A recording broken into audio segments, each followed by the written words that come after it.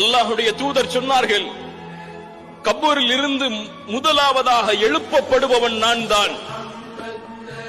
நான் தான் ஆதமுடைய பிள்ளைகளுக்கு தலைவனாவேன்.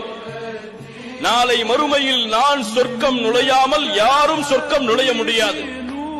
சொர்க்கத்துடைய வாசலின் கதவை தட்டுவேன். அங்கே இருக்கக்கூடிய ஹாசின் காவலாளி கேட்பார், யார் நீங்கள்? அப்போது நான் சொல்லுவேன், அன ரசூலுல்லாஹ், இல்லை நான் அல்லாஹ்வுடைய ஹபீப், இல்லை. அந்த காவலாளி இடத்திலே இந்த தூதர் என்ன பணிவோடு பேசுவார் தெரியுமா?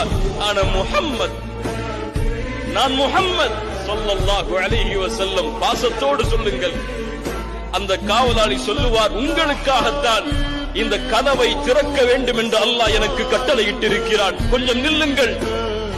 தூதருக்கு இந்த கண்ணியம் என்றால், தூதர் அனுப்பப்பட்ட இந்த சமூகத்திற்கு அந்த கண்ணியம் இல்லையா?